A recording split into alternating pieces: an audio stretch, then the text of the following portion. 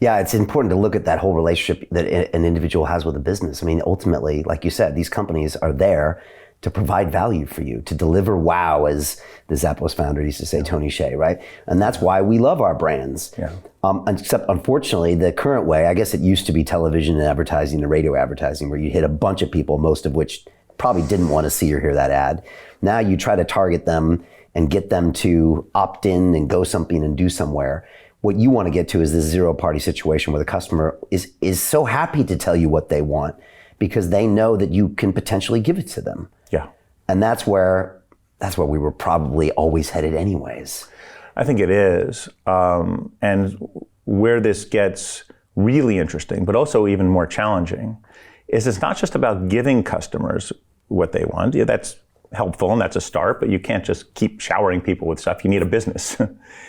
It's meeting them where they are and where they want to be and enhancing their lives. That's the notion of community, right? What we spoke about before, one of the core tenets, once you have an identity, once you have the ability to have these various powerful mechanisms, you now can create these digital communities that are not representative of accident of birth, of where you happen to be geographically, but by your interests, by your goals, your passions, your ability to affect that community, therefore, is now both what will keep you coming back, but also dangerous. Because as a brand, as soon as you open up, we've learned this in the Web 2 days of UGC, user-generated content, as soon as you open up any kind of community to free speech, you get objectionably free speech. So how do you moderate? So the greatest challenge and opportunity of the next generation of these communities will be moderation. I'm not coming here and saying, oh, let's just let everyone do whatever they want. It's like, let's have anarchy. That's not, governments exist for a reason. Regulations exist for a reason. We actually want more regulations in certain areas like AI over time, right? To give guardrails to our worst selves and bad actors. We need that same understanding here. Now, the technologies are getting better to apply to these, but these are unmet challenges that are very important.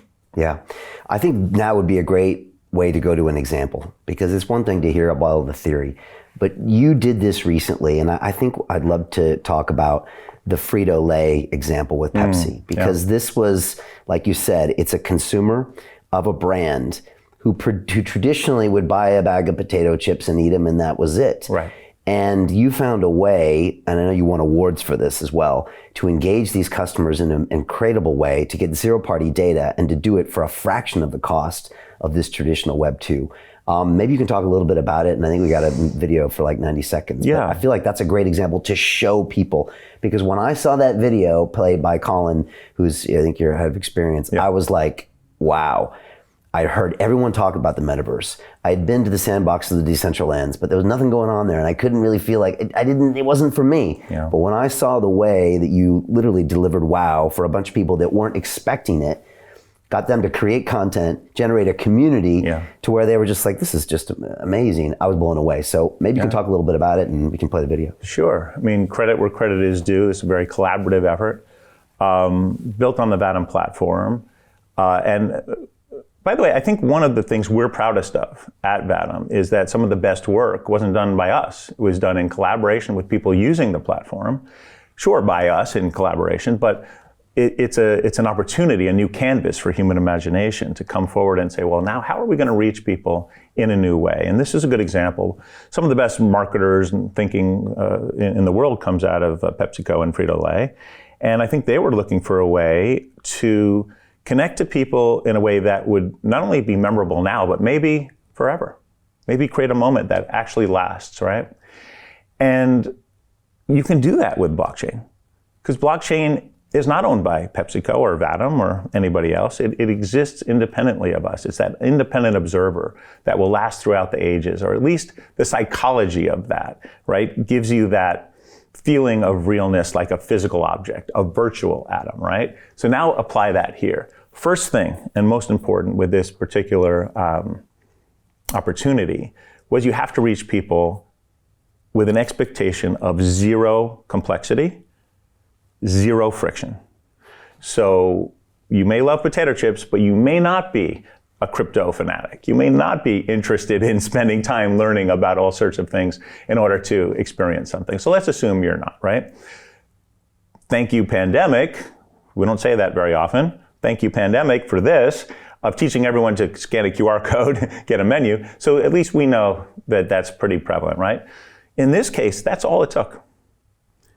We'll get a bag of Lay's, potato chips, or Doritos, or any one of these savory snacks, take a picture. Not a picture, scan. Opens up, no download. No download, no complexity, and there you are. You now have an identity. You have a wallet, but it's yours, right? It doesn't start with ours, it's your thing. So this is the first kind of historic moment. It didn't go to say, download the PepsiCo app, download the Lay's app, your 97th, what you used to. It just said, here's your wallet, right? Then it said, would you like to engage in this in an ethical and legal way, and give the most simple first-party data, which is your phone number or email, whatever, just so you can get back into your own wallet, right? Okay, you're in. Now you have an opportunity to engage in a really interesting way. So what it said was, pick your favorite team and take a selfie. That selfie then gets minted on a golden hexagon in 3D. So now you see yourself on this hexagon, which is interesting. What does a hexagon represent? Well, this was for FIFA World Cup Qatar, right?